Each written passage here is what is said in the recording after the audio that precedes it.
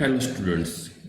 अभी हम लोग जो टॉपिक पढ़ने वाले हैं, इस टॉपिक का जो नाम है ये रहेगा नाइट्रिक एसिड। इस नाइट्रिक एसिड को हमने 11th में जब ऑर्गेनिक केमिस्ट्री पढ़ा था उस टाइम पे इस नाइट्रिक एसिड को बहुत ज़्यादा हमने यूज़ किया था। अब सबसे पहले हम लोग नाइट्रिक एसिड का बेसिक मॉलिक्यूलर फॉर्मूला देखते हैं। तो नाइट्रिक एसिड का बेसिक मॉलिक्यूलर फॉर्मूला है HNO3। This is the molecular formula of nitric acid. इसमें हम लोग देखेंगे तो नाइट्रोजन का ऑक्सीडेशन नंबर कितना आएगा, सबसे पहले वो निकालना पड़ेगा। हाइड्रोजन जो होता है एक है, 1 will be nitrogen +3 will be oxygen and overall charge जो है वो 0 है, मतलब मॉलिक्यूल जो है वो न्यूट्रल है। हाइड्रोजन का ऑक्सीडेशन नंबर आता है +1, नाइट्रोजन का ऑक्सीडेशन नंबर निकालना है और ये रहेगा -6 रहेगा ऑक्सीजन का। 1 oxygen is -2 and 3 oxygen is -6। अब यहाँ पे हम देखेंगे तो नाइट्रोजन का ऑक्सीडेशन नंबर कितना रहेगा, +5 रहेगा। कितना रहेगा, +5। तो इस प्रकार से यहाँ पे हमने ये जो HNO3 लिखा हुआ है जिसको हम लोग नाइट्रिक एसिड बोलते हैं, इसी के जैसा एक और मॉलिक्यूल होता है HNO2 जिसको हम बोलते हैं नाइट्रस एसिड। बोलेंगे नाइट्रस एसिड बोलेंगे। तो नाइट्रिक एसिड के बारे में यहाँ पे पढ़ना है, नाइट्रस एसिड के बारे में नहीं पढ़ना है। अब क्वेश्चन ये आता है कि नाइट्रोजन का ऑक्सीडेशन नंबर +5 कैसे आ रहा है, जबकि नाइट्रोजन जो होता है वो मैक्सिमम 4 बॉन्ड बना सकता है, 5 बॉन्ड तो नहीं बनाता, क्योंकि +5 ऑक्सीडेशन नंबर आने के लिए नाइट्रोजन ने 5 बॉन्ड बनाने चाहिए, लेकिन यहाँ पे नाइट्रोजन ने 5 बॉन्ड नहीं बनाएगा। अब देखेंगे इसका स्ट्रक्चर कैसे रहेगा। सिंपल सी बात है, पहले हम जो स्ट्रक्चर ड्रॉ करते हैं तो सेंटर में रहेगा nitrogen, double bond attach to oxygen, here attach to oxygen, attach to hydrogen. इस नाइट्रोजन के पास लोन पेयर है। अब ये नाइट्रोजन क्या करेगा, यहाँ पे जो ऑक्सीजन रहेगा उसके पास एक पेयर और 2 पेयर, साथ में 2 इलेक्ट्रॉन अनपेड है। तो ये क्या करता है, इन 2 अनपेड इलेक्ट्रॉन को पेयर्ड में कन्वर्ट करेगा। किस में कन्वर्ट करेगा, पेयर्ड। एक और नया लोन पेयर बनेगा और ये नाइट्रोजन इस ऑक्सीजन के साथ कोऑर्डिनेट बॉन्ड बनाएगा।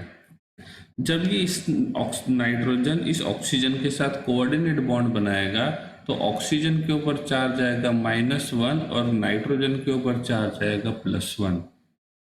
तो अब इस नाइट्रोजन के ऊपर ऑलरेडी +1 चार्ज है। जब इन 2 बॉन्ड को तोड़ेंगे तो ये +3 बन जाएगा, इसको तोड़ेंगे तो +4 बन जाएगा, इसको तोड़ेंगे तो +5 बन जाएगा। और इसीलिए ऐसा होता है कि नाइट्रिक एसिड में ये जो नाइट्रोजन होता है, इस नाइट्रोजन का ऑक्सीडेशन नंबर जो रहेगा वो कितना रहेगा, +5 रहेगा। इस एक ऑक्सीजन के पास 3 पेयर ऑफ इलेक्ट्रॉन रहेंगे, क्योंकि ये एक ऑक्सीजन कोऑर्डिनेट कोवैलेंट बॉन्ड बनाता है। बाकी दोनों ऑक्सीजन के पास 2 ही लोन पेयर रहेंगे और नाइट्रोजन के पास किसी प्रकार का कोई भी लोन पेयर नहीं रहेगा। क्लियर है, नहीं समझा? तो इस प्रकार से ये क्या करेगा, यहाँ पे बॉन्ड बनाएगा। अब बात करते हैं हम लोग स्ट्रक्चर की, HNO3 के स्ट्रक्चर की। तो इस प्रकार से हमने यहाँ पे स्ट्रक्चर बना लिया, 1 pair, 2 pair, 3 pair. Here having 2 pair, यहाँ पे रहेंगे 2 पेयर और ये रहेगा प्लस चार्ज। अब इसका हाइब्रिडाइजेशन रहेगा sp3। This is the hybridisation of oxygen. हम इस ऑक्सीजन की बात करेंगे तो इसका हाइब्रिडाइजेशन रहेगा sp2, क्योंकि इसके पास एक पाई बॉन्ड है। इस नाइट्रोजन की बात करते हैं तो nitrogen attach to 1 sigma, 2 sigma, 3 sigma, no lone pair, तो इसका हाइब्रिडाइजेशन भी रहेगा sp2। हम इस ऑक्सीजन की बात करते हैं तो इसका हाइब्रिडाइजेशन रहेगा sp3, क्योंकि 3 है पेयर ऑफ इलेक्ट्रॉन और 1 है सिग्मा बॉन्ड। जो भी पहला बॉन्ड बनता है वो हमेशा सिग्मा बॉन्ड होता है, और जो दूसरा बॉन्ड बनेगा वो पाई बॉन्ड रहेगा। और यहाँ पे जो पहला बॉन्ड है वो सिग्मा होने की वजह से इस प्रकार से यहाँ पे जितने भी ऑक्सीजन है उनमें से 2 ऑक्सीजन जो रहेंगे वो sp3 रहेंगे, और एक ऑक्सीजन जो रहेगा वो sp2 रहेगा। साथ में यहाँ पे जो नाइट्रोजन रहेगा, इस नाइट्रोजन का hybridisation state will be sp2। अब जब ये sp2 रहेगा तो इसका जियोमेट्री रहेगा trigonal planar, sp2 with 3 sigma bond and no lone pair. ठीक है, तो इस प्रकार से ये रहेगा नाइट्रिक एसिड का स्ट्रक्चर। अब नाइट्रिक एसिड को डिटेल में पढ़ना है। सबसे पहले देखेंगे नाइट्रिक एसिड के प्रिपरेशन मेथड। तो पहला प्रिपरेशन मेथड है सोडियम नाइट्रेट, इसको हम बोलेंगे सोडियम नाइट्रेट का रिएक्शन H2SO4 के साथ करेंगे तो हमको मिलेगा NaHSO4 प्लस HNO3। हम इसको देखेंगे तो यहाँ पे रहेगा Na प्लस और ये रहेगा NO3-1। ये दोनों एक दूसरे के साथ बॉन्ड नहीं बनाते हैं क्योंकि these are the strong electronegative elements, this is strong electropositive element. तो स्ट्रॉन्ग इलेक्ट्रोपॉजिटिव एलिमेंट का जो इलेक्ट्रॉन रहेगा ये स्ट्रॉन्ग इलेक्ट्रोनेगेटिव एलिमेंट ले लेगा, तो इन दोनों के बीच में बॉन्ड एग्जिस्ट नहीं करेगा। ये दोनों बस एक दूसरे को स्टेबलाइज करने का काम करेंगे। जब इनका रिएक्शन करेंगे किसके साथ, H2SO4 के साथ, तो हमारे पास रहेगा H2SO4 जो कि स्ट्रॉन्ग एसिड का काम करता है, बट एट अ टाइम दोनों H प्लस आयन नहीं देगा, तो ये पहले H प्लस आयन देगा और हमारे पास बचेगा HSO4-1। अब क्या होगा, ये NO3-1 H प्लस आयन के साथ चले जाएगा तो हमको डायरेक्टली मिलेगा HNO3। अब ये हाइड्रोजन सल्फेट जो है HSO4-1 ये इलेक्ट्रिकली न्यूट्रलाइज नहीं है, तो इसको इलेक्ट्रिकली न्यूट्रलाइज करने का काम कौन करेगा, Na करेगा। और यहाँ पे हमको जो मॉलिक्यूल मिलेगा ये कौन सा मिलेगा, NHSO4 सोडियम हाइड्रोजन सल्फेट, या तो इसको बोल सकते हैं सोडियम बाइसल्फेट भी बोल सकते हैं क्योंकि यहाँ पे क्या प्रेजेंट है, हाइड्रोजन प्रेजेंट है। So this is about the first preparation method. और ये जो प्रिपरेशन मेथड है, इस प्रिपरेशन मेथड को जनरली हम लोग किसके लिए यूज करते हैं, लेबोरेटरी प्रिपरेशन मेथड करके यूज करते हैं। अब laboratory preparation method and industrial preparation methods क्या होते हैं इसके बारे में हम लोग ऑलरेडी आगे पढ़ चुके हैं। उस टाइम पे मैंने आपको लेबोरेटरी प्रिपरेशन मेथड और इंडस्ट्रियल प्रिपरेशन मेथड इन दोनों का डिफरेंस भी बताया था। ठीक है, अब देखेंगे ओस्टवाल मेथड। ओस्टवाल मेथड को हमने ऑलरेडी देखा था। HNO3 के प्रिपरेशन मेथड में अमोनिया को यूज करके नाइट्रिक एसिड को बनाने का जो मेथड होता है उस मेथड को बोलते हैं ओस्टवाल मेथड। और ये मेथड जो रहेगा ये मल्टीपल स्टेप रिएक्शन है, तो हम इनको 1 बाय 1 देखेंगे कि किस प्रकार से ये ओस्टवाल मेथड जो रहेगा उस मेथड से नाइट्रिक एसिड को प्रिपेयर करेंगे। हमने अमोनिया में जब पढ़ा था तब वहाँ पे यूजेस में लिखा था कि ammonia is used in the Ostwald method to prepare the nitric acid. तो यहाँ पे हमने 4 मोल्स ऑफ अमोनिया के यूज किए। इस अमोनिया का हमने ऑक्सीडेशन किया है, मतलब अमोनिया का रिएक्शन ऑक्सीजन के साथ किया हुआ है, ये बैलेंस्ड रिएक्शन है। और इस रिएक्शन को पूरा करने के लिए यहाँ पे हमने जो कैटलिस्ट यूज किए हैं इनका नाम है प्लैटिनम प्लस रोडियम। इन दोनों को कंबाइन करके हम एज ए कैटलिस्ट करके यूज करते हैं, तो ये हमको प्रोडक्ट देते हैं nitrogen oxide with elimination of water molecule. तो फर्स्ट स्टेप में अमोनिया को हमने नाइट्रोजन ऑक्साइड में कन्वर्ट किया।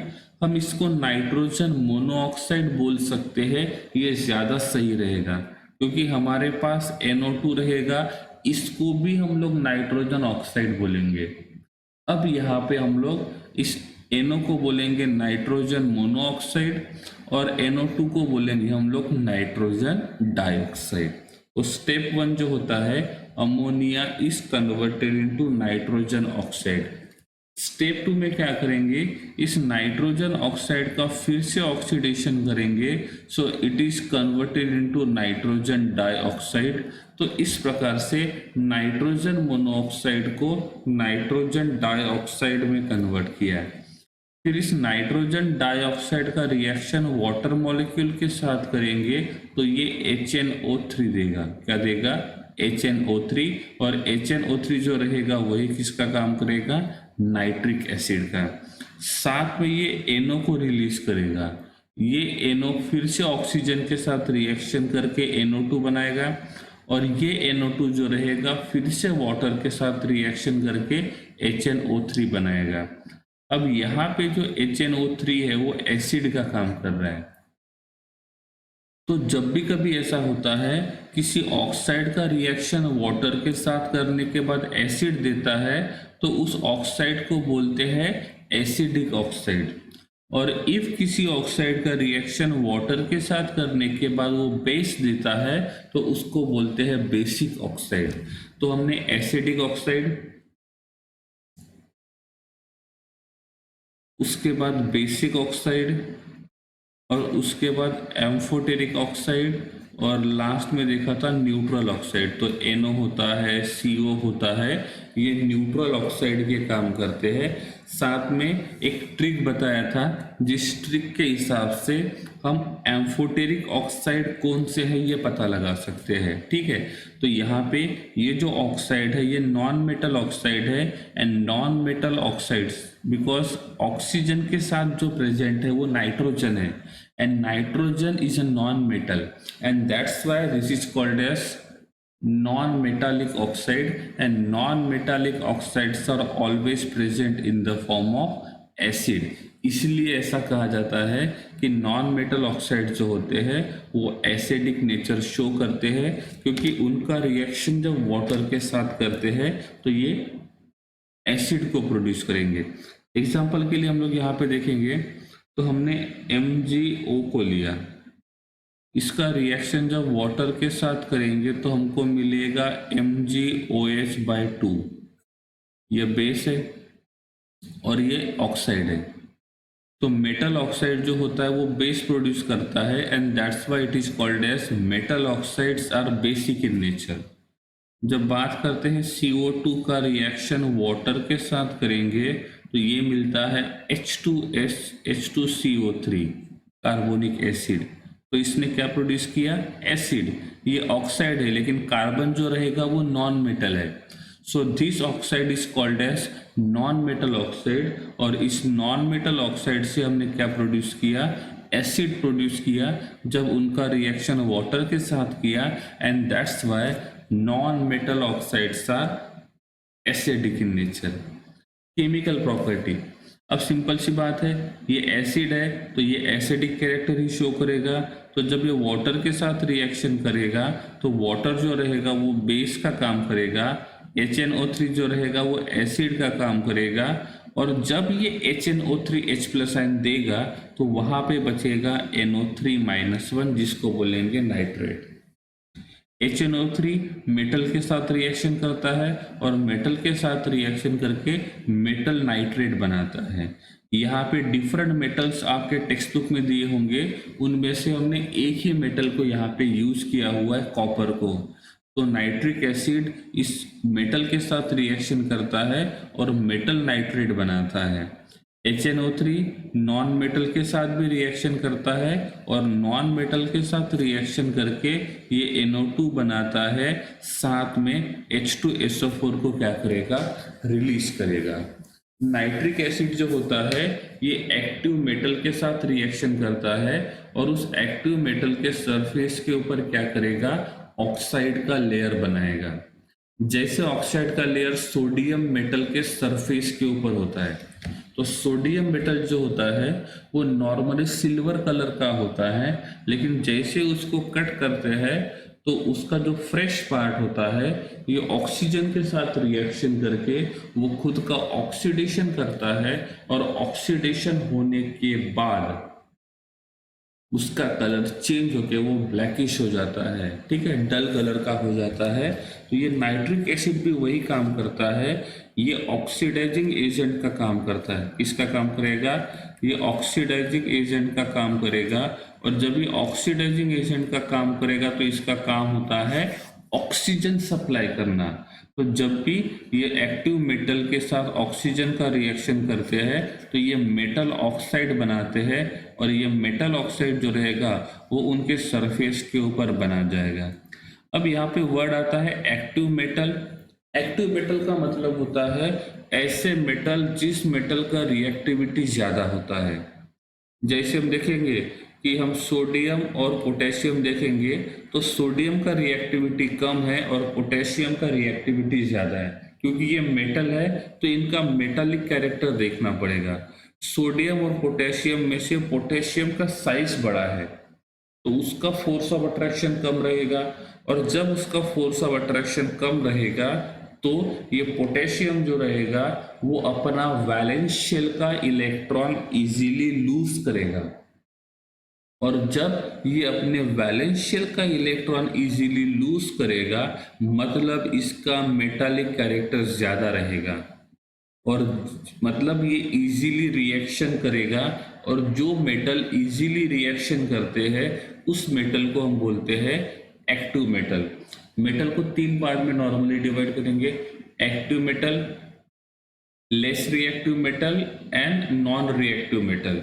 कुछ मेटल्स ऐसे होते हैं जिनका रिएक्टिविटी बहुत कम होता है, कुछ मेटल्स का रिएक्टिविटी बहुत ज़्यादा होता है, और कुछ मेटल्स जो रहेंगे वो मीडियम रेंज के रहेंगे।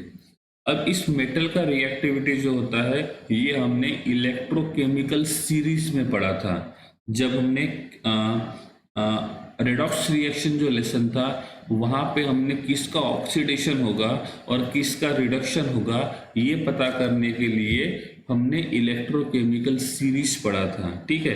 तो ये होता है active metal. Active metal means जिस मेटल का रिएक्टिविटी बहुत ज़्यादा होता है। फिजिकल प्रॉपर्टी नॉर्मली जो होता है ये नाइट्रिक एसिड जो होता है ये कलरलेस लिक्विड है। कैसा है?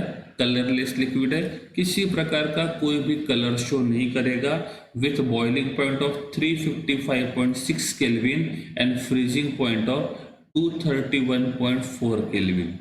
ये जो नाइट्रिक एसिड होता है ये नॉर्मली कलरलेस होता है, लेकिन इफ इसके अंदर NO2 का इम्प्यूरिटी प्रेजेंट होता है, इसका NO2 का, तो इस NO2 के इम्प्यूरिटी के वजह से इसका कलर चेंज हो जाता है और ये येलो कलर शो करता है। तो nitric acid is a colourless, but जब ये इम्प्यूरिटी में मतलब प्योर फॉर्म में प्रेजेंट रहेगा तो ये कलरलेस रहेगा, लेकिन जब ये इम्प्योर फॉर्म में रहेगा तब ये अपना येलो कलर शो करेगा, लेकिन ये तभी शो करेगा कलर जब वहां पे इम्प्यूरिटी जो रहेगा वो किसका रहेगा? NO2 का रहेगा। अब क्वेश्चन ये आता है कि हम लोग HNO3 प्रिपेयर कर रहे हैं तो यहाँ पे NO2 कहाँ से आएगा? क्योंकि ओस्टवाल्ड मेथड के हिसाब से जब लास्ट स्टेप में हमने HNO3 को प्रोड्यूस किया था उस टाइम पे NO जो है वो लेफ्ट था, रिमेनिंग था। तो ये NO क्या करता है? एटमॉस्फेरिक ऑक्सीजन के साथ रिएक्शन करके NO2 बनाता है, लेकिन इस NO2 के साथ रिएक्शन करने के लिए वाटर मॉलिक्यूल नहीं होते हैं, तो ये NO2 एज इट इज रहता है। और जब ये NO2 एज इट इज रहेगा तो ये वहाँ पे इम्प्यूरिटी के तौर पे रहेगा, क्योंकि हमको प्रोड्यूस करना है HNO3। तो अदर देन HNO3 वहाँ पे जो भी कुछ प्रेजेंट रहेगा वो हमारे लिए इम्प्यूरिटी का काम करेगा। तो इस इम्प्यूरिटी के वजह से ये नाइट्रिक एसिड जो रहेगा वो क्या करेगा? एक डिफरेंट कलर शो करेगा। जो लिक्विड नॉर्मली कलरलेस होना चाहिए वही लिक्विड क्या करेगा? कलर शो करेगा, और ये कलर जो रहेगा वो किसके वजह से रहेगा? इम्प्यूरिटी, और ये इम्प्यूरिटी होनी चाहिए NO2 की। It has a corrosive action on skin. Corrosive का मतलब होता है बहुत मतलब इरिटेशन प्रोड्यूस करना। तो इफ ये नाइट्रिक एसिड जो होता है ये हमारे स्किन के कांटेक्ट में आता है तो ये करोसिव रिएक्शन शो करता है। अब ये करोसिव रिएक्शन क्यों होता है? क्योंकि ये जितने भी एसिड्स होते हैं ये हमारे बॉडी के स्किन के साथ क्या करते हैं, रिएक्शन करके वहाँ पे करोसिव एक्शन शो करते हैं। साथ में ये पेनफुल ब्लिस्टर शो करेंगे। अब यहाँ पे ब्लिस्टर का मतलब क्या होता है? इफ हमारे स्किन के ऊपर कोई गर्म चीज लग जाती है तो आफ्टर सम टाइम स्किन के ऊपर एक हल्का सा एक छोटा सा बॉल जैसे आ जाता है, उसको हम बोलते हैं ब्लिस्टर। या तो हमारे हेड को कुछ जोर से लग जाता है तो आफ्टर सम टाइम उसका जो सरफेस होता है उसके ऊपर एक हल्का सा छोटा सा एक आउटकम आ जाता है, एक छोटा सा पार्ट आ जाता है, and that is called as the blister. तो ये क्या करता है, ब्लिस्टर को भी प्रोड्यूस करता है। तो this is about preparation, chemical and physical property of nitric acid. इस नाइट्रिक एसिड को एज अ फर्टिलाइजर करके भी यूज करते हैं। It act as a strong oxidising agent. ये हमने ऑर्गेनिक केमिस्ट्री में यूज किया था। इफ हमको किसी का भी ऑक्सीडेशन करना है तो उसका ऑक्सीडेशन करने के लिए इफ हमको स्ट्रॉन्ग ऑक्सीडाइजिंग एजेंट यूज करना है तो हमने वहां पे नाइट्रिक एसिड को यूज किया था। मैंने आपको ये भी लिख के दिया था कि कौन कौन स्ट्रॉन्ग एसिड रहेंगे और कौन कौन वीक या माइल्ड ऑक्सीडाइजिंग एजेंट रहेंगे। It is used in the manufacture of explosive. ये एक्सप्लोजिव फॉर्म करने के काम आता है। उनमें से एक होता है TNT and second is called as picric acid. सबसे पहले TNT के बारे में देखते हैं। TNT का फुल फॉर्म आता है try nitrotoluene. Try nitrotoluene, toluene का मतलब होता है बेंजीन रिंग को रहेगा CH3, इसको बोलते हैं टोलिन। अब CH3 जो है वो इलेक्ट्रॉन डोनेटिंग है तो वो क्या करेगा, एक्टिवेटिंग ग्रुप का काम करेगा। तो NO2 जो रहेगा वो 3 पोजीशन पे हो सकता है, ऑर्थो, मेटा एंड ऑर्थो। तो इसका नाम रहेगा 1 2 3 नाइट्रोटोलिन। तो ट्राई नाइट्रोटोलिन, और इस ट्राई नाइट्रोटोलिन को शॉर्ट में बोलते हैं TNT। और इस TNT को प्रिपेयर करने के लिए ये जो टोलिन होता है, टोलिन मतलब ये बेंजीन रिंग का रिएक्शन मतलब CH3 के साथ करेंगे तो इसका हमको नाइट्रेशन करना होता है। क्या करना होता है, nitration in presence of strong acid. और जब ये 3 बार नाइट्रेशन करेंगे तो पहला नाइट्रेशन आएगा ऑर्थो पे, फिर आएगा पैरा पे और तीसरा आएगा ऑर्थो पे। और जब इसका 3 टाइम्स नाइट्रेशन करते हैं तो हम लोग HNO3 को 3 बार यूज करेंगे। तो यहाँ पे ये जो प्रोडक्ट बनाएगा इस प्रोडक्ट का नाम रहेगा ट्राई नाइट्रोटोलिन। उसी हिसाब से पिक्रिक एसिड को भी बनाते हैं। तो पिक्रिक एसिड का जो मॉलिक्यूलर फॉर्मूला रहेगा ये रहेगा बेंजीन रिंग, यहाँ पे रहेगा COOH अटैच टू NO2, ये रहेगा NO2 और ये रहेगा NO2। अब ये देख सकते हो कि यहाँ पे हमने 3 NO2 ग्रुप को यूज किया है। कितने NO2 ग्रुप को? 3। अब 3 NO2 ग्रुप के वजह से हम इसके लिए जो वर्ड यूज करेंगे वो कौन सा रहेगा? ट्राई। कौन सा रहेगा? ट्राई। ठीक है। अब इसको बनाएंगे कैसे? कैसे बनाएंगे? तो सॉरी, यहाँ पे COOH नहीं होना चाहिए, यहाँ पे OH होना चाहिए।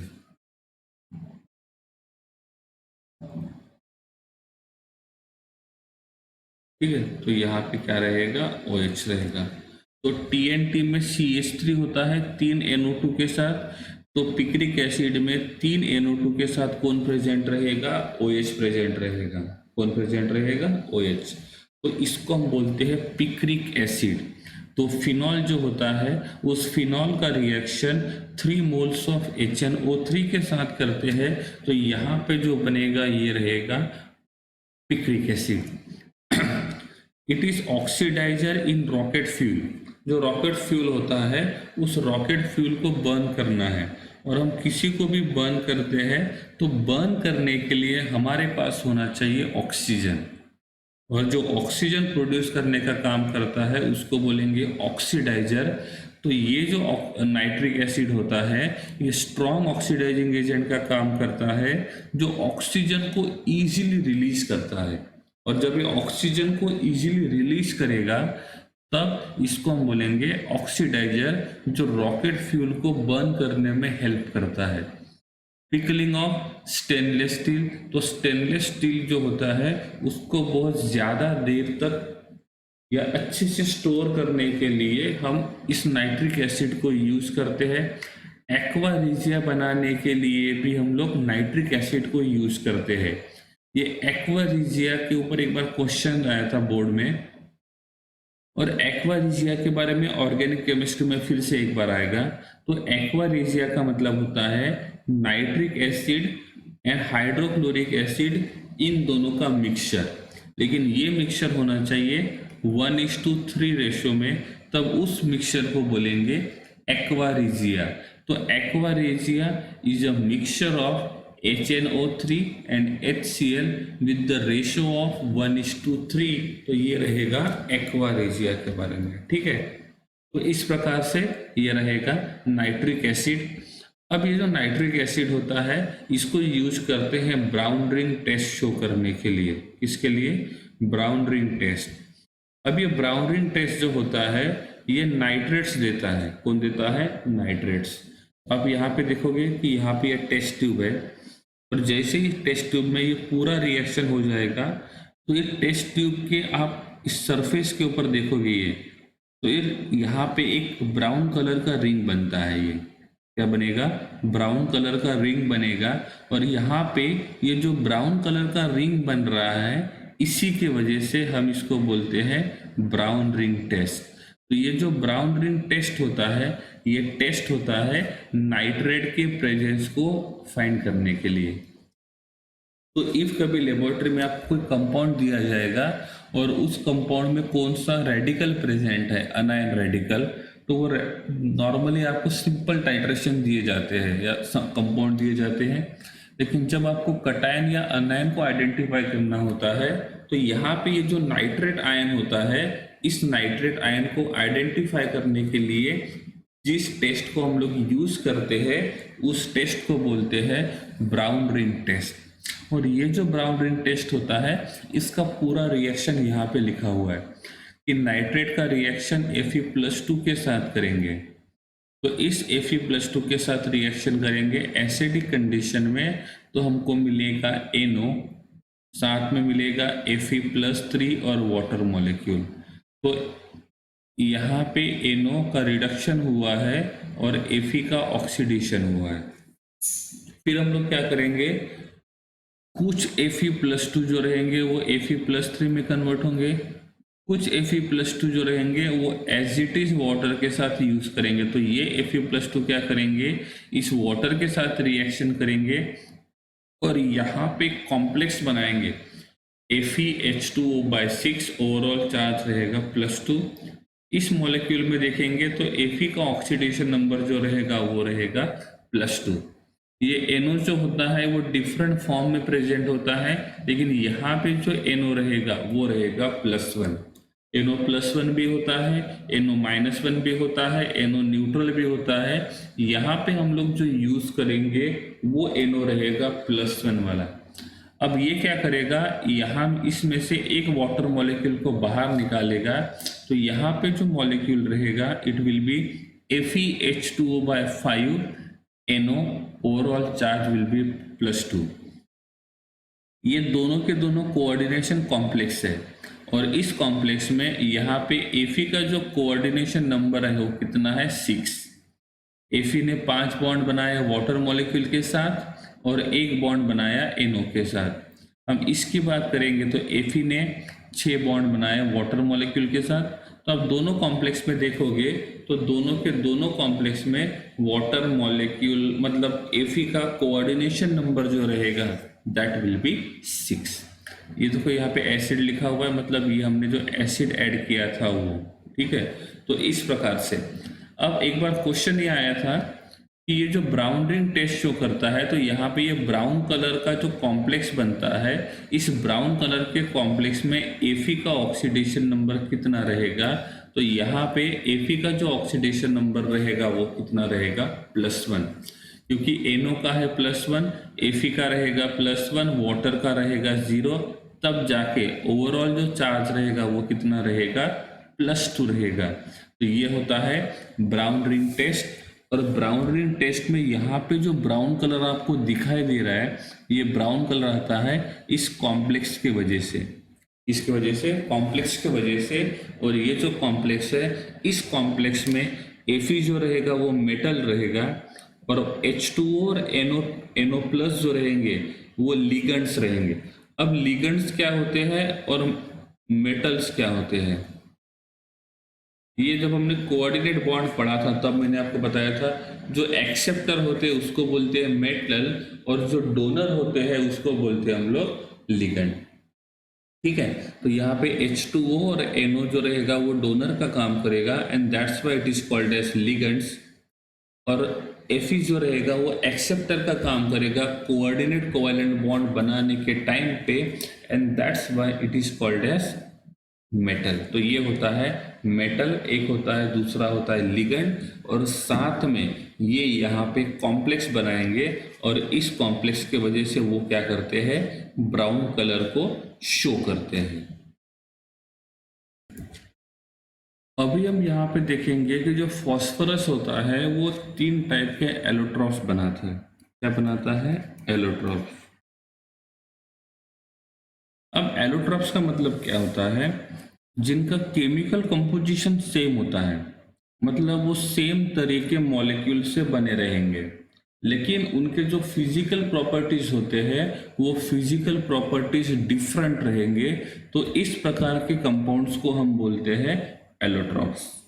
ठीक है, तो अब यहाँ पे जो फॉस्फोरस है, ये फॉस्फोरस 3 टाइप के एलोट्रॉप्स बनाता है। एक आता है व्हाइट फॉस्फोरस, दूसरा आता है रेड फॉस्फोरस, ये भी रेड फॉस्फोरस का ही स्ट्रक्चर है, और तीसरा जो रहेगा वो रहेगा ब्लैक फॉस्फोरस। तो इन तीनों में हम देखेंगे तो इनका जो मेन कंपोजिशन रहेगा, यहाँ पे फॉस्फोरस है, ये फॉस्फोरस, और यहाँ पे जो एक बॉल शो किया हुआ है, तो हर एक बॉल का मतलब होता है वहाँ पे एक एक फॉस्फोरस प्रेजेंट है। तो इस प्रकार से ये क्या करता है, एलोट्रॉप्स बनाता है। अब ये जो एलोट्रॉप्स के बारे में हम लोग देखेंगे तो इनके डिटेल्स प्रॉपर्टीज भी हमको पढ़ना पड़ेगा। अब सिंपल सब ये देख लेते हैं कि ये बनते कैसे हैं।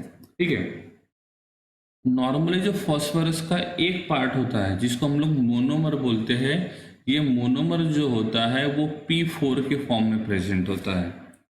ये हमने देखा था कि ग्रुप नंबर 15 के सभी एलिमेंट टेट्रा एटॉमिक होते हैं, एक्सेप्ट नाइट्रोजन जो डाई एटॉमिक होता है, क्योंकि नाइट्रोजन के पास पी ओवरलैपिंग पॉसिबल होता है, और इसीलिए वो डाई एटॉमिक मॉलिक्यूल बनाता है, पाई बॉन्ड इजीली बनाता है, क्योंकि उसका साइज बहुत छोटा होता है, तो पाई ऑर्बिटल्स का ओवरलैपिंग बहुत इजीली हो जाता है। तो ये होता है P4 मॉलिक्यूल। अब हम लोग इस बॉन्ड को तोड़ते हैं तो ये होता है 1p4 मॉलिक्यूल, और ये होता है सेकंड P4 मॉलिक्यूल, इस प्रकार से। तो ये भी P4 ही रहेगा। ठीक है, हम इसको तोड़ेंगे तो यहाँ पे बन जाएगा बॉन्ड, तो ये रहेगा 1p4 मॉलिक्यूल, और ये रहेगा सेकंड P4 मॉलिक्यूल, इस प्रकार से। तो ये व्हाइट फॉस्फोरस जो होता है, इस व्हाइट फॉस्फोरस को हम लोग रेड फॉस्फोरस में कन्वर्ट कर सकते हैं। इसको हीट करेंगे तो क्या होगा, इसको हीट करने के बाद ये मिडल वाला जो बॉन्ड रहेगा, ये मिडल वाला जो बॉन्ड रहेगा ये टूट जाएगा, तो दोनों साइड में वैकेंसी रहेगी, ये बॉन्ड भी टूट जाएगा, दोनों साइड में वैकेंसी रहेगी। तो ये 2 मोनोमर यूनिट जो रहेंगे वो क्या करेंगे, एक दूसरे के साथ ज्वाइंट करेंगे।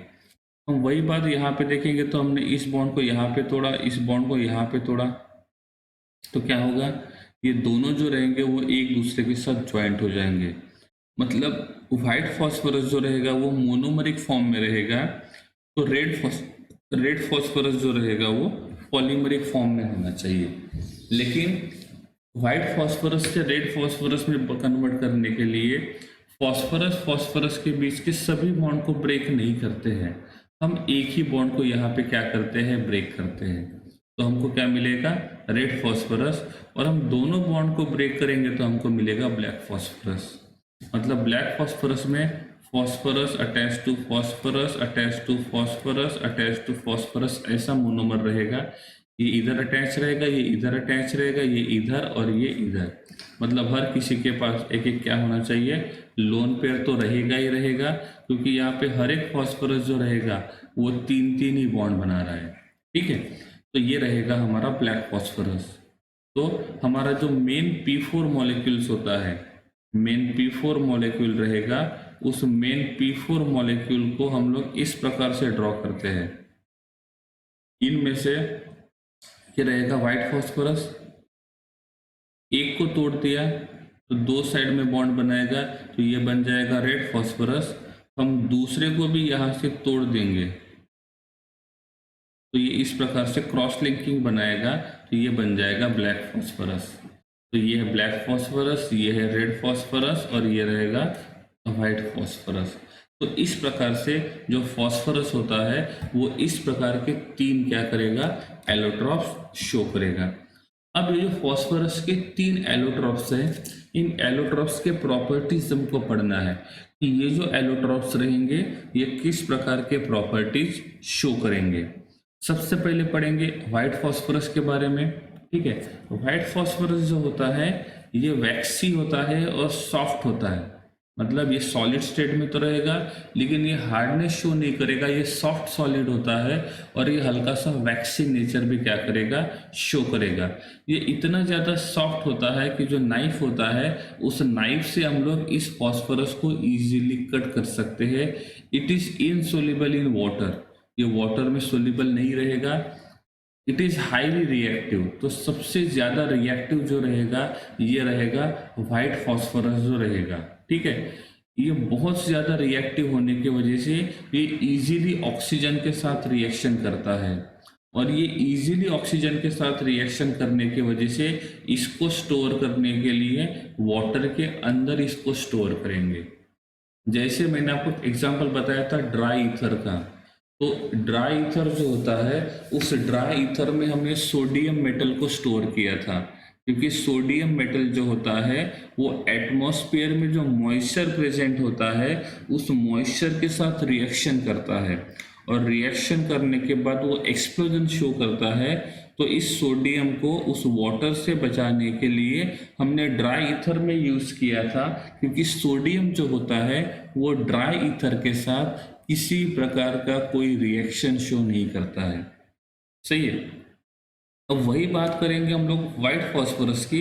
तो ये व्हाइट फॉस्फोरस जो रहेगा वो ऑक्सीजन के साथ रिएक्शन करेगा, तो ये इनसोल्यूबल किस में है, वाटर में। तो ये जिसमें इनसोल्यूबल रहेगा उसमें इजीली क्या कर सकते हैं, इसको स्टोर करके रख सकते हैं। ठीक है, इसलिए उसको हम लोग वाटर में स्टोर करके रखते हैं। इसका डेंसिटी जो होता है वो होता है 1.84 ग्राम पर centimetre cube. It is highly soluble in CH2 and benzene. CH2 का स्ट्रक्चर ड्रॉ करेंगे तो sulphur double bond carbon double bond sulphur, तो कार्बन डाइसल्फाइड, और बेंजीन इसमें सोल्यूबल रहेगा तो वाटर में इनसोल्यूबल रहेगा।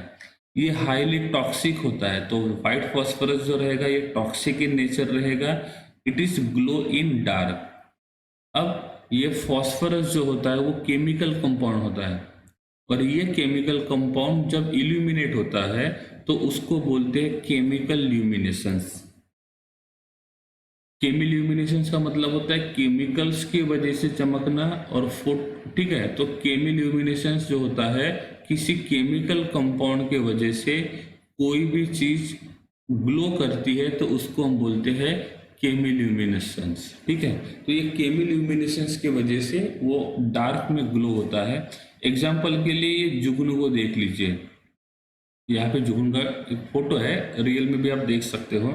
तो जुगनू जो होता है वो रात के टाइम पे चमकता है।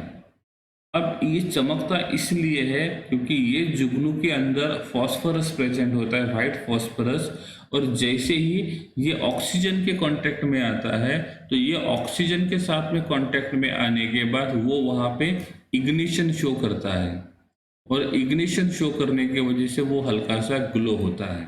लेकिन इसका ग्लो इतना ज़्यादा भी नहीं होता है कि ये दिन में हमको क्लियरली दिखाई दे सके, क्योंकि यहाँ पे फॉस्फोरस का क्वांटिटी जो होता है वो बहुत कम होता है। तो इनके पास जो फॉस्फोरस प्रेजेंट होता है, जो उनके बॉडी में प्रोड्यूस होता है, यानी ठीक है, तो उनके पास जो फॉस्फोरस प्रेजेंट होता है उस फॉस्फोरस को की रिएक्शन जब ऑक्सीजन के साथ होती है तो वो इग्निशन शो करते हैं, और उस इग्निशन के वजह से वो क्या करते हैं, ग्लो करते हैं। और कोई भी केमिकल कंपाउंड जब ग्लो करेगा तो उसको बोलते हैं हम लोग केमिल्यूमिनेसेंस। इनका जो बॉन्ड एंगल जो रहेगा वो कितना रहेगा, 60 रहेगा। इसका स्ट्रक्चर क्या होता है वो ऑलरेडी हमने देख ही लिया है। It is consist of discrete molecules of P4। Discrete molecules of P4 का मतलब होता है ये बहुत सारे P4 के मोनोमर्स से बना रहेगा। इसके P4 मॉलिक्यूल के मोनोमर्स से बना रहेगा। इसका मेल्टिंग पॉइंट रहेगा 317 केल्विन, और बॉइलिंग पॉइंट जो रहेगा वो रहेगा 553 kelvin. So this is about white phosphorus. Red phosphorus की बात करते हैं तो रेड फॉस्फोरस जो रहेगा वो आयरन ग्रे कलर शो करता है, साथ में ये क्या करेगा, लस्टरस प्रॉपर्टी को शो करेगा। व्हाइट फॉस्फोरस सॉफ्ट एंड वैक्सी था, वही रेड फॉस्फोरस हार्ड और ब्रिटल है, हार्ड रहेगा और बहुत जल्दी टूटेगा। ये मोनोमरिक फॉर्म में होता है, ये पॉलीमरिक फॉर्म ऑफ P4 रहेगा। मतलब जो व्हाइट फॉस्फोरस जो होता है P4 मॉलिक्यूल होता है, इसका पॉलीमर फॉर्म में रहेगा। इसका स्ट्रक्चर हमने ऑलरेडी देखा था। व्हाइट फॉस्फोरस जो होता है वो पॉइजनस नेचर शो करता है, वही रेड फॉस्फोरस जो रहेगा ये नॉन पॉइजनस नेचर शो करेगा। व्हाइट फॉस्फोरस जो रहेगा ये सोल्यूबल रहेगा बेंजीन और CS2 में, ये वाटर में भी इंसोल्यूबल रहेगा और CS2 में भी इंसोल्यूबल रहेगा। बात करते हैं डेंसिटी की, तो यहाँ पे व्हाइट फॉस्फोरस का डेंसिटी कम है और रेड फॉस्फोरस का डेंसिटी ज़्यादा है, क्योंकि यहाँ पे बहुत सारे मॉलिक्यूल एक दूसरे के साथ जुड़ जाएंगे, तो कम स्पेस में ज़्यादा मॉलिक्यूल आएंगे, और कम स्पेस में ज़्यादा मॉलिक्यूल आने की वजह से इसका डेंसिटी जो रहेगा वो क्या हो जाएगा, बढ़ जाएगा। ठीक है, तो इस प्रकार से यहाँ पे जो रेड फॉस्फोरस रहेगा, इस रेड फॉस्फोरस का डेंसिटी 2.1 ग्राम पर सेंटीमीटर क्यूब इतना रहेगा। ठीक है, सो ये है density. It is less reactive than white phosphorus, मतलब सबसे ज़्यादा रिएक्टिविटी जो रहेगा वो किसका रहेगा, व्हाइट फॉस्फोरस का रहेगा। It is bad conductor of electricity. जैसे व्हाइट फॉस्फोरस इंसुलेटर का काम करता है, वैसे ही ये रेड फॉस्फोरस जो रहेगा ये भी किसका काम करेगा, इंसुलेटर का ही काम करेगा। ब्लैक फॉस्फोरस ये ब्लैक कलर का क्रिस्टल बनाता है, ये सबसे ज़्यादा स्टेबल एलोट्रॉप्स है फॉस्फोरस का। तो फॉस्फोरस के पास जितने भी एलोट्रॉप्स है, उन सभी एलोट्रॉप्स में से सबसे ज़्यादा जो स्टेबल एलोट्रॉप्स रहेगा वो रहेगा ब्लैक फॉस्फोरस। ये जो ब्लैक फॉस्फोरस है ये बहुत ज़्यादा स्टेबल है, इसका रिएक्टिविटी बहुत कम है, और रिएक्टिविटी बहुत कम होने की वजह से हम इसको बोलेंगे इनर्ट। ये ब्लैक फॉस्फोरस दो फॉर्म में प्रेजेंट होता है, एक होता है अल्फा और दूसरा रहेगा बीटा फॉर्म। इसका डेंसिटी भी सबसे ज़्यादा है, क्योंकि ये सिंपल मॉलिक्यूल होता है मोनोमर में, ये 2 डायमेंशनल स्ट्रक्चर शो करेगा तो डेंसिटी बढ़ गया, साथ में ये 3 डायमेंशनल स्ट्रक्चर शो करेगा तो उसका डेंसिटी और ज़्यादा बढ़ जाएगा। तो इस प्रकार से ये जितने ज़्यादा क्रॉस लिंकिंग बनाते जाएंगे उतना ही इनका बॉन्ड मतलब क्लोजनेस बढ़ते जाएगा, और क्लोजनेस बढ़ते जाएगा तो इनका डेंसिटी भी बढ़ते जाएगा। तो ये है व्हाइट फॉस्फोरस, रेड फॉस्फोरस और ब्लैक फॉस्फोरस के प्रॉपर्टीज। व्हाइट फॉस्फोरस को हीट करके रेड फॉस्फोरस में कन्वर्ट कर सकते हैं, और उसके लिए हीट करना पड़ेगा 573 केल्विन के ऊपर। इसमें क्या होगा कि जो व्हाइट फॉस्फोरस का डिस्क्रीट मोनोमर मॉलिक्यूल होता है उसमें से एक बॉन्ड टूट जाता है और ये मोनोमर एक दूसरे के साथ बॉन्ड बना के क्या बनाएंगे, रेड फॉस्फोरस बनाएंगे। उस रेड फॉस्फोरस को 803 केल्विन के ऊपर हीट करते हैं तो ये ब्लैक फॉस्फोरस बनाएगा और ये बनाएगा अल्फा फॉस्फोरस, क्योंकि ब्लैक के दो पार्ट है, एक है अल्फा और दूसरा है बीटा। अल्फा को बनाने के लिए रेड फॉस्फोरस यूज करना पड़ेगा और बीटा को बनाने के लिए व्हाइट फॉस्फोरस यूज करना पड़ेगा। रेड फॉस्फोरस को यूज करते 803 केल्विन पे तो अल्फा मिलेगा, व्हाइट फॉस्फोरस को 473 केल्विन पे हीट करेंगे और 4000 से 1200 एटीएम प्रेशर तक हीट करेंगे तो ये बीटा फॉस्फोरस देगा। उसी व्हाइट फॉस्फोरस को 573 केल्विन पे यूज करेंगे तो हमको क्या मिलेगा, रेड फॉस्फोरस मिलेगा। तो रेड फॉस्फोरस और ब्लैक फॉस्फोरस जो है ये हमको व्हाइट फॉस्फोरस से ही मिलेंगे। तो जो व्हाइट फॉस्फोरस होता है उसी को हम लोग अल्फा और बीटा साथ में रेड फॉस्फोरस में कन्वर्ट कर सकते हैं। यहाँ पे फिर से व्हाइट फॉस्फोरस, रेड फॉस्फोरस और ब्लैक फॉस्फोरस किस प्रकार से होते हैं ये यहाँ पे शो किया हुआ है तीनों के मॉलिक्यूल। देखो इसमें बॉन्ड एंगल कम है, इसमें बॉन्ड एंगल बढ़ गया, ठीक है। यहाँ पे सभी के बीच का बॉन्ड एंगल 60 और 60 रहेगा। यहाँ पे इन दोनों के बीच का ही बॉन्ड एंगल 60 रहेगा, इनके बीच का एंगल 60 से ज्यादा रहेगा। यहाँ पे चारों फॉस्फोरस का बॉन्ड एंगल 60 है, यहाँ पे दो ही फॉस्फोरस का बॉन्ड एंगल 60 है, दो फॉस्फोरस का बॉन्ड एंगल 60 से ज्यादा है। बॉन्ड एंगल बढ़ता है तो रिपल्शन कम होता है और रिपल्शन कम होता है तो स्टेबिलिटी ज्यादा होती है। इसीलिए व्हाइट फॉस्फोरस से रेड फॉस्फोरस का स्टेबिलिटी ज्यादा है। अब रेड फॉस्फोरस में देखेंगे तो चार फॉस्फोरस में से दो फॉस्फोरस के बीच का बॉन्ड एंगल 60 से ज्यादा है और दो के बीच का 60 है।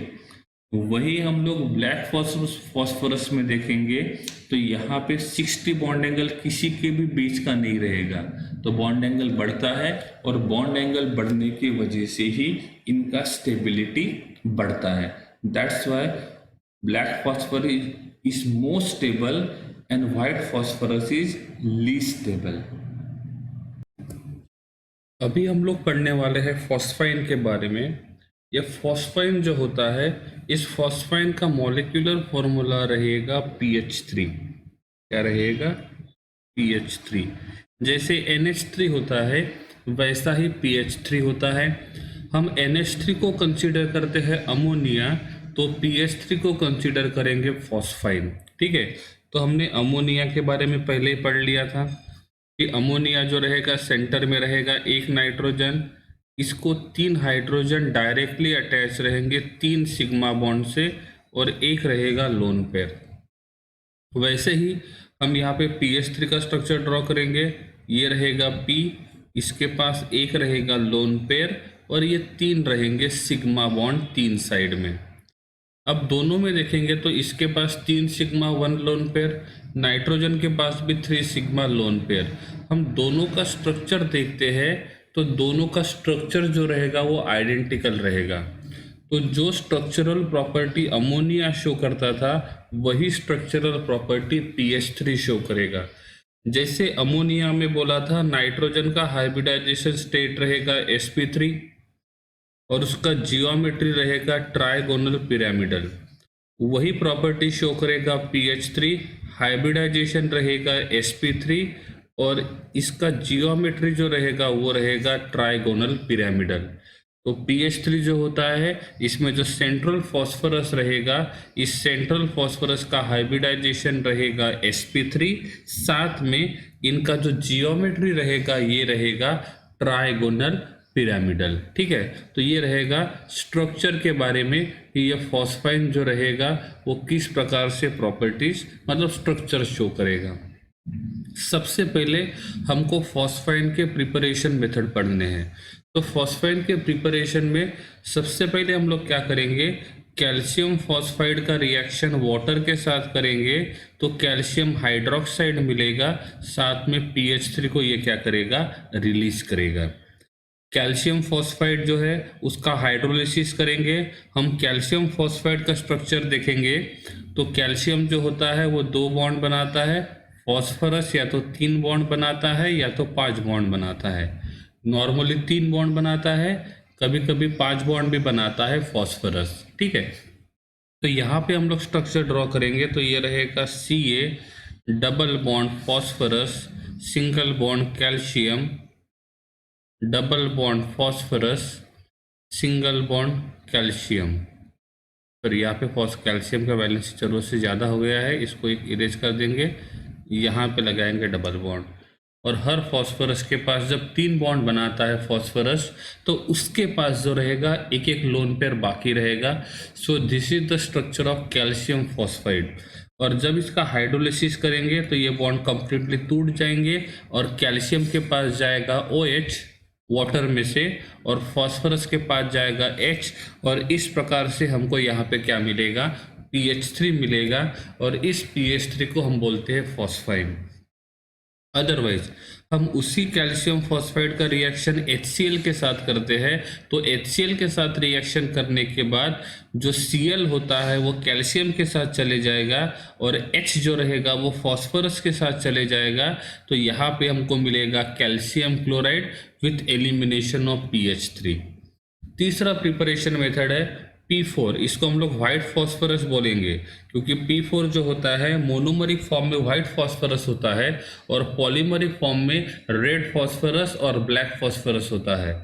तो इस फॉस्फोरस का रिएक्शन जब हम लोग बेस के साथ करते हैं in presence of water molecule तो यहाँ पे हमको मिलेगा PH3। क्या मिलेगा, PH3, साथ में वो क्या देगा, NaH2PO2 देगा। इसको हम बोलते हैं सोडियम हाइपोफॉस्फाइड।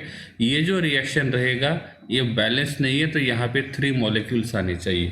तो इस रिएक्शन को आप बैलेंस करके भी लिख सकते हो। अब ये जो हमने फॉस्फाइन प्रिपेयर किया हुआ है ये फॉस्फाइन किस प्रकार से केमिकल रिएक्शन शो करेगा। ये PH3 जो होता है ये एक्सप्लोजिव रिएक्शन शो करता है जब वो ऑक्सीडाइजिंग एजेंट के कांटेक्ट में आता है। मतलब किसी भी ऐसे एजेंट के या केमिकल कंपाउंड के कांटेक्ट में जो ऑक्सीजन इजीली सप्लाई करता है ऐसे कंपाउंड के साथ ये PH3 रिएक्शन करता है और रिएक्शन करने के बाद वो क्या करता है, एक्सप्लोजन शो करता है। PH3 को हीट करेंगे तो फॉस्फोरस और हाइड्रोजन इनके बीच का बॉन्ड ब्रेक हो जाएगा। इस मॉलिक्यूल को डिकम्पोज करेंगे तो सिंपल से बन जाएगा P4, साथ में वो क्या करेगा, H2 मॉलिक्यूल को रिलीज करेगा। इफ हम PH3 का रिएक्शन Cl2 के साथ करते हैं तो या तो हमको PCl3 मिलेगा या तो हमको PCl5 मिलेगा। ये डिपेंड करता है कि हम Cl2 का सप्लाई कितना करते हैं। Cl2 का क्वांटिटी कम सप्लाई करेंगे तो PCl3 मिलेगा और Cl2 का सप्लाई हम ज़्यादा करते हैं तो हमको मिलेगा PCl5। इस PH3 का रिएक्शन HBr के साथ करेंगे तो यहाँ पे हमको मिलेगा PH4Br-1। अब ये रिएक्शन कैसे रहेगा, ये रहेगा PH3 और फॉस्फोरस के पास यहाँ पे रहेगा एक लोन पेयर। अब रिएक्शन करेंगे HBr के साथ जो कि स्ट्रॉन्ग एसिड है। तो ये स्ट्रॉन्ग एसिड में ये जो हाइड्रोजन है ये इलेक्ट्रॉन डिफिशिएंट है तो ये क्या करेगा, फॉस्फोरस इसके साथ कोऑर्डिनेट कोवेलेंट बॉन्ड बनाएगा। तो ये PH3 जो रहेगा ये बन जाएगा PH4+ और इस प्लस चार्ज को न्यूट्रलाइज करने का काम करेगा Br-। तो इसको हम लोग PH4Br इस प्रकार से लिख सकते हैं। So this is the chemical properties of phosphine. अब ये जो फॉस्फाइन है ये किस प्रकार से फिजिकल प्रॉपर्टीज शो करता है। सबसे पहली बात, ये फॉस्फाइन जो रहेगा ये कलरलेस है, जो गैसीय स्टेट में प्रेजेंट होता है। इसका स्मेल जो रहेगा वो रॉटन फिश जैसे रहेगा, मतलब जो रॉटन फिश होता है उसका जिस प्रकार से स्मेल होता है उसी प्रकार का स्मेल ये प्रोड्यूस करेगा। ये फॉस्फाइन जो रहेगा ये हाईली पॉइजनस होता है। तो मोस्ट ऑफ जो रैट किलर्स होते हैं, या तो हम लोग घर में जो इंसेक्ट को किल करने के लिए हम लोग मॉर्टिन यूज़ करते हैं, रैट किलर यूज़ करते हैं, या तो कॉकरोच को मारने के लिए हम लोग जो स्प्रे यूज़ करते हैं, उस स्प्रे में फॉस्फोइन को जनरली यूज़ किया जाता है क्योंकि ये हाईली पॉइजनस होता है। और इसीलिए वहाँ पे लिखा जाता है कि इस स्प्रे को आप लोग छोटे बच्चों से दूर रखो, क्योंकि छोटे बच्चे जो होते हैं वो डायरेक्टली उसको मुंह में मतलब मुंह में लेते हैं, उसको खाने की कोशिश करते हैं। तो इनके पास जो फॉस्फाइन रहेगा वो उनके बॉडी के अंदर चले जाएगा, जो फॉस्फाइन ऑलरेडी कौन सा नेचर शो करता है, पॉइजनस नेचर शो करता है।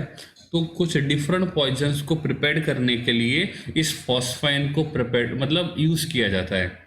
It is heavier than air, मतलब इसका डेंसिटी जो रहेगा वो एयर से ज़्यादा होना चाहिए, एंड दैट्स वाई लिखा हुआ है इसका जो रहेगा ये हेवियर दैन एयर रहेगा। It is slightly soluble in water, मतलब ये जो फॉस्फोरस रहेगा, फॉस्फाइन जो रहेगा, ये वाटर में सोल्यूबल रहेगा, लेकिन ये बहुत ज़्यादा क्वांटिटी में सोल्यूबल नहीं रहेगा। इसका सोल्यूबिलिटी जो रहेगा वो बहुत कम रहेगा, इसलिए लिखा हुआ है it is slightly soluble in water. इनका फ्रीजिंग पॉइंट और मेल्टिंग पॉइंट दिया हुआ है। It is non flammable in pure form but flammable in presence of P2H4, मतलब ये PS3 जो रहेगा वो नॉन फ्लेमेबल है, इजीली मतलब फायर को कैच नहीं करेगा, लेकिन जैसे ही हम P2H4 के कांटेक्ट में इसको लेके आते हैं तो ये फ्लेमेबल बन जाएगा। हम ऐसा भी बोल सकते हैं कि ये जो PH3 होता है इसके दो मॉलिक्यूल को यूज करते हैं तो ये बन जाएगा P2H4, साथ में H2 मॉलिक्यूल को रिलीज करेगा। हम इसका स्ट्रक्चर ड्रॉ करेंगे तो फॉस्फोरस सिंगल बॉन्ड फॉस्फोरस, दोनों फॉस्फोरस के पास रहेगा एक एक लोन पेयर, और इस प्रकार से ये रहेगा इनका स्ट्रक्चर। तो इफ ये फॉस्फाइन P2H4 के कांटेक्ट में आएगा तो क्या करेगा, इजीली फायर को कैच कर लेगा। अब इसको यूज़ कहाँ पे करते हैं, मतलब ये जो फॉस्फाइन जो होता है, इस फॉस्फाइन को हम लोग रेगुलर लाइफ में यूज़ कहाँ पे करते हैं, या तो केमिकली यूज़ कहाँ पे करते हैं। होल्म सिग्नल्स बनाने के लिए इसको यूज़ करते हैं। होल्म सिग्नल्स जो होते हैं ये ऐसे सिग्नल्स होते हैं, इसमें क्या होता है, एक सिलेंडर, छोटा सा सिलेंडर होता है, उस सिलेंडर के अंदर ये फॉस्फाइन मतलब कैल्शियम फॉस्फाइड को और कैल्शियम कार्बाइड को मिक्स करके रखते हैं। किसको किसको, कैल्शियम फॉस्फाइड और कैल्शियम कार्बाइड को। जब ये कैल्शियम फॉस्फाइड वाटर के साथ रिएक्शन करता है और एक कैल्शियम कार्बाइड भी वाटर के साथ रिएक्शन करता है, तो वाटर के साथ रिएक्शन करने के बाद ये क्या प्रोड्यूस करता है, PH3, और साथ में C2H2 क्या करेगा, ये प्रोड्यूस करेगा। ठीक है, और जैसे ही ये PS3 जो रहेगा ये एयर के कांटेक्ट में आएगा, तो मतलब देखो यहाँ पे लिखा था कि ये इजीली एक्सप्लॉइट होता है, मतलब फायर प्रोड्यूस करता है जब ये ऑक्सीडाइजिंग एजेंट के कांटेक्ट में आएगा। तो जब ये PS3 ऑक्सीडाइजिंग एजेंट के कांटेक्ट में आएगा तो ये क्या करेगा, फायर प्रोड्यूस करेगा, और फायर प्रोड्यूस होने के बाद ये जो फायर प्रोड्यूस करेगा ये फायर इस हाइड्रोकार्बन को बर्न करेगा, और ये हाइड्रोकार्बन कंप्लीटली बर्न नहीं होता है, वो इनकम्प्लीटली बर्न होता है, और इनकम्प्लीटली बर्न होने की वजह से वो वहाँ पे क्या करेगा, स्मोक प्रोड्यूस करेगा, और उस स्मोक प्रोड्यूस करने की वजह से ये जो स्मोक प्रोड्यूस होता है ये दूर से भी विजिबल होता है। मतलब कुछ मूवीज़ में दिखाते हैं कि जो भी पर्टिकुलर मतलब फोर्स वाले जो होते हैं वो किसी मिशन को कंप्लीट करते हैं, तो मिशन को कंप्लीट करने के बाद जो दूर उनके कुछ जो सहयोगी बैठे हैं उनको उनके मिशन के कंप्लीशन की जानकारी देने के लिए, एक उनके पास वायरलेस कम्युनिकेशन नहीं है, कोई मोबाइल फ़ोन या तो जो वॉकी टॉकी नहीं है, तो उस टाइम पे वो क्या करते हैं, इस प्रकार के सिग्नल्स को यूज़ करते हैं। बहुत सारे मूवीज़ में दिखाया जाता है कि जब भी कोई सोल्जर किसी पर्टिकुलर मिशन को कंप्लीट करने के बाद वो अपने बैग में से एक छोटा सा सिलेंडर निकालता है और उसका नॉब को ओपन कर देता है, तो उसमें क्या होता है, ये PS3 जो होता है वो प्रेजेंट होता है, और ये PS3 जैसे ही ऑक्सीजन के कांटेक्ट में आएगा तो वो फायर को प्रोड्यूस करेगा। और वो जो फायर हीट जनरेट करेगा, वो हीट क्या करेगी, इस C2H2 को बर्न करेगी, और C2H2 को बर्न करने के बाद वहाँ से वो क्या करेंगे, एक स्मोक को प्रोड्यूस करेंगे, और वो स्मोक जो होता है वो वहाँ पे सिग्नल का काम करता है, और इस टाइप के सिग्नल को बोलते हैं होल्म सिग्नल। साथ में स्मोक स्क्रीन बनाने के लिए भी इसका यूज करते हैं, मतलब PH3 का रिएक्शन जब O2 के साथ करेंगे तो ये P2O4 बनाएगा डाइमर फॉर्म में, और ये जो रहेगा ये स्मोक बनाने का काम करता है। तो कुछ मूवीज में दिखाते हैं, मतलब सोल्जर जो होते हैं उसके ऊपर सामने से कोई अटैक कर रहा है, तो वो एक साइड से दूसरे साइड में जाने के लिए अपने बैग में से एक छोटा सा सिलेंडर निकालता है, उसका नॉब ओपन करके सामने फेंक देता है, तो उस सिलेंडर में से बहुत सारा स्मोक बाहर निकलता है, और इतना सारा स्मोक बाहर निकलता है कि उसके सामने कौन प्रेजेंट है वो दिखाई नहीं देता है, और इस स्मोक का हेल्प लेके वो जो सोल्जर्स होते हैं वो एक जगह से दूसरे जगह जाते हैं बिना किसी को दिखाई दिए, बिना अपने अपोजिशन, उनके जो अपोजिशन वाले होते हैं जो उनके ऊपर अटैक करने के लिए आए हैं उनसे बच के वो एक जगह से दूसरे जगह जाने के लिए इस प्रकार से स्मोक स्क्रीन को वो क्या करते हैं, यूज करते हैं। तो ये दोनों के दोनों जनरली, ये जो सिक्योरिटी डिपार्टमेंट होता है हमारा, फोर्स डिपार्टमेंट, ये इन दोनों को ज़्यादा यूज करता है, होल्म सिग्नल को भी यूज करता है और स्मोक स्क्रीन को भी यूज करेगा। ये जो लेफ्ट साइड में टॉप में जो फिगर दिया हुआ है ये होल्म सिग्नल का है और ये स्मोक स्क्रीन का है। अब देखो ये जो सिक्योरिटी गार्ड है, ये मतलब जो भी फोर्स का गार्ड है उसने क्या किया है, अपने बैग में से एक छोटा सा सिलेंडर निकाला है, और इस सिलेंडर का जैसे नॉब ओपन करेगा तो यहाँ से वो क्या करेगा, स्मोक बाहर निकल जाएगा। तो ये बनाने के लिए यहाँ पे जो केमिकल कंपाउंड्स होता है उस केमिकल कंपाउंड को बनाने के लिए फॉस्फाइन को यूज़ करते हैं। यहाँ पे देखो स्मोक स्क्रीन, मतलब एक साइड से जो टैंक है वो दूसरे साइड में जाना चाहता है, या तो वो किसी के ऊपर अटैक करना चाहता है या तो इसके ऊपर कोई इधर से अटैक करने वाला है, लेकिन उससे बचने के लिए ये क्या किया, इसने यहाँ पे स्मोक प्रोड्यूस कर दिया। इस स्मोक से क्या होगा, इसके दूसरे साइड में जो अपोजिशन पार्टी वाले जो रहेंगे, जो इस टैंक के ऊपर अटैक करना चाहते हैं, उनको ये डायरेक्टली दिखाई नहीं देगा, तो जिसके वजह से ये जो रहेगा ये खुद को क्या करेगा, वहाँ से सेफ रखने का काम करेगा। तो ये this is the image of haulm signal and this is the image of smoke screen. Next जो हमको पढ़ना है ये फॉस्फोरस ट्राइक्लोराइड। तो फॉस्फोरस ट्राइक्लोराइड का स्ट्रक्चर हमने ऑलरेडी देखा था, PCl3 किस प्रकार से बनाएगा। इस फॉस्फोरस के पास आप देख लो एक लोन पेयर है और 3 बॉन्ड पेयर है, तीनों के तीनों सिग्मा बॉन्ड है, तो इसका हाइब्रिडाइजेशन जो रहेगा वो रहेगा sp3, और 3 sigma bond with lone pair है, तो इसका ज्योमेट्री जो रहेगा वो रहेगा ट्राइगोनल पिरामिडल। इसमें फॉस्फोरस क्लोरीन का जो बॉन्ड लेंथ है वो रहेगा 204 पिकोमीटर, और बॉन्ड एंगल जो रहेगा वो कितना रहेगा, 100। अब इस फॉस्फोरस ट्राइक्लोराइड को प्रिपेयर कैसे करते हैं, अभी थोड़ी देर पहले हमने देखा था फॉस्फाइन से भी प्रिपेयर किया था। तो पहला प्रिपरेशन मेथड जो रहेगा वो फॉस्फाइन से होना चाहिए। एक प्रिपरेशन मेथड हमने यहाँ पे नहीं लिखा क्योंकि हमने एक प्रिपरेशन मेथड अभी पढ़ा था कि PH3 का रिएक्शन हम लोग Cl2 के साथ करते 3 मोल्स ऑफ, तो हमको PCl3 मिलेगा। साथ में नॉर्मल जो फॉस्फोरस होता है उसका रिएक्शन हम क्लोरीन के साथ करते हैं, तो ये यहाँ पे PCl3 क्या करेगा, प्रोड्यूस करेगा। अब हम P4 का रिएक्शन हम लोग SOCl2 के साथ करते हैं, तो हमको मिलेगा PCl3, साथ में मिलेगा SO2 और यहाँ पे मिलेगा H2Cl। So these are the preparation method of phosphorus trichloride. अब ये फॉस्फोरस ट्राइक्लोराइड का हाइड्रोलिसिस करने के बाद ये हमको देगा H3PO3, मतलब यहाँ पे P और Cl का बॉन्ड ब्रेक करेंगे तो P के ऊपर चार्ज रहेगा प्लस और Cl के ऊपर रहेगा माइनस, क्योंकि P का इलेक्ट्रोनेगेटिविटी कम है और Cl का इलेक्ट्रोनेगेटिविटी ज़्यादा है। तो H+ आयन जो रहेगा वो Cl के साथ जाएगा और OH- आयन जो रहेगा वो P के साथ चला जाएगा, तो यहाँ पे मिलेगा H3PO3 जिसको हम बोलते हैं फॉस्फोरस एसिड। सेकंड, हम PCl3 का ऑक्सीडेशन करेंगे और PCl3 का ऑक्सीडेशन करने के बाद ये बनेगा POCl3, इसको बोलते हैं फॉस्फोरस ऑक्सीक्लोराइड। हम इसका स्ट्रक्चर देख सकते हैं, सेंटर में रहेगा फॉस्फोरस, यहाँ पे रहेगा double bond O, this is 1Cl, this is second Cl and this is third Cl। तो ये रहेगा स्ट्रक्चर किसका, फॉस्फोरस ऑक्सीक्लोराइड का। PCl3 का हम लोग रिएक्शन करेंगे SO2 के साथ, सॉरी SO3 के साथ। ये SO3 जो रहेगा ये ऑक्सीडाइजिंग एजेंट का काम करता है और ये ऑक्सीडाइजिंग एजेंट क्या करेगा, इस PCl3 का ऑक्सीडेशन करेगा।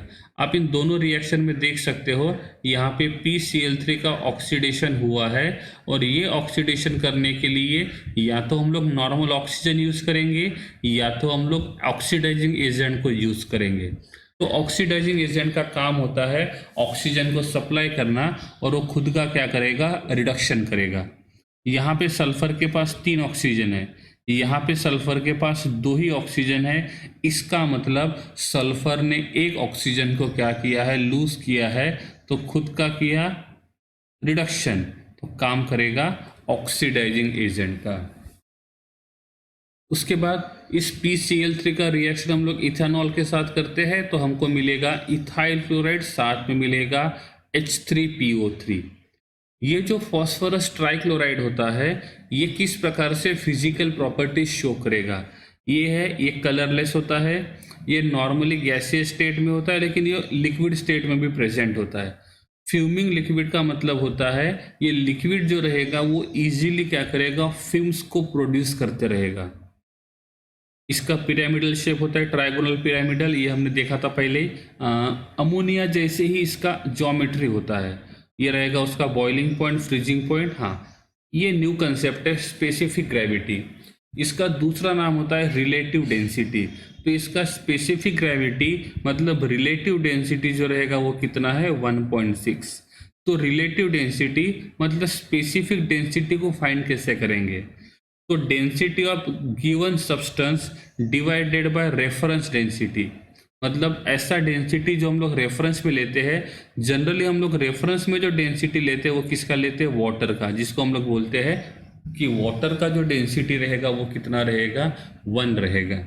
तो रिलेटिव डेंसिटी का मतलब होता है density of given substance divided by density of reference, और डेंसिटी ऑफ रेफरेंस सब्सटेंस का मतलब होता है नॉर्मली हम लोग जो रेफरेंस सब्सटेंस लेते हैं वो कौन होता है, वाटर। तो वाटर के साथ उस कंपाउंड की डेंसिटी को हम लोग कंपेयर करेंगे, उनका जो रेशो रहेगा उस रेशो को बोलेंगे रेफरेंस डेंसिटी और रिलेटिव डेंसिटी। और इस रिलेटिव डेंसिटी का दूसरा जो नाम होता है वो होता है स्पेसिफिक ग्रेविटी। बहुत सारे chemical act as a reagent in many organic reaction. जब हम लोग ऑर्गेनिक केमिस्ट्री पढ़ेंगे तब ये देखेंगे कि किस प्रकार से हम लोग PCl3 को यूज़ करते हैं। एग्जाम्पल के लिए यहाँ पे एक रिएक्शन शो किया हुआ है, ये एक ऑर्गेनिक कंपाउंड है इथेनॉल, और इस इथेनॉल का रिएक्शन PCl3 के साथ करके हमने इथाइल क्लोराइड बना लिया है। इसका मतलब जो ऑर्गेनिक केमिस्ट्री होता है उस ऑर्गेनिक केमिस्ट्री में हम लोग इस PCl3 को एज ए रिएजेंट करके बहुत सारे केमिकल रिएक्शंस में यूज़ करते हैं। किसको, फॉस्फोरस ट्राइक्लोराइड को। अब हम देखेंगे फॉस्फोरस पेंटाक्लोराइड। फॉस्फोरस पेंटाक्लोराइड में देखेंगे तो यहाँ पे हमने ये देखा था कि फॉस्फोरस ट्राइक्लोराइड और फॉस्फोरस पेंटाक्लोराइड में से कौन सा ज़्यादा स्टेबल होता है, उसका रीजन बताया था। ये जो बॉन्ड होता है वो 90 का होता है और ये 120 का होता है। तो बॉन्ड एंगल कम होने की वजह से यहाँ पे रिपल्शन ज़्यादा होता है, और रिपल्शन ज़्यादा होने की वजह से उसका स्टेबिलिटी जो रहेगा वो कैसा रहेगा, कम रहेगा। इसमें हाइब्रिडाइजेशन देखेंगे तो इसका हाइब्रिडाइजेशन होना चाहिए sp3d, क्योंकि इसके पास सिग्मा बॉन्ड कितने हैं, 5। इसके पास कोई भी लोन पेयर प्रेजेंट नहीं है, तो इसका ज्योमेट्री होता है TBP, ट्राइगोनल बाय पिरामिडल। हमने P4 को यूज करके PCl3 भी बनाया था। हम ज़्यादा Cl2 को यूज करेंगे तो PCl5 को भी प्रोड्यूस कर सकते हैं। वहाँ पे हमने SOCl2 को यूज़ किया था, यहाँ पे हमने SO2Cl2 को यूज़ किया, तो हमको क्या मिला, PCl5। सल्फ्यूरिल क्लोराइड को यूज़ किया था।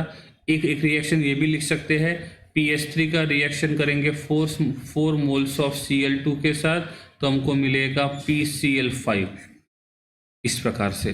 ठीक है, तो एक प्रिपरेशन मेथड हम ये वाला भी यूज़ कर सकते हैं।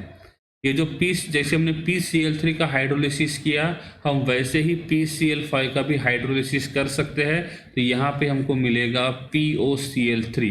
इसका स्ट्रक्चर हमने देखा था लास्ट स्लाइड में, P attach to Cl, Cl and Cl।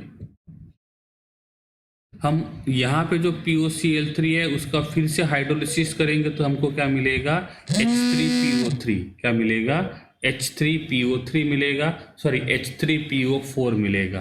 तो इस प्रकार से हमने यहाँ पे H3PO4 को प्रोड्यूस किया हुआ है। ठीक है, ये जो PCl5 है, इस PCl5 का रिएक्शन हम लोग सनलाइट के साथ करते हैं तो ये हमको मिलेगा PCl3, साथ में क्या करेगा, Cl2 गैस को क्या करेगा, रिलीज करेगा।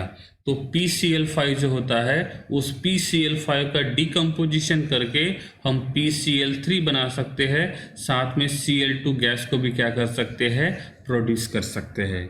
ठीक है, तो हम ये बोल सकते हैं कि PCl3 का स्टेबिलिटी ज़्यादा है, PCl5 का स्टेबिलिटी कम है, और PCl5 का स्टेबिलिटी कम होने की वजह से वो PCl5 इजीली डिकम्पोज हो जाता है, और इजीली डिकम्पोज होने के बाद वो बनाएगा PCl3।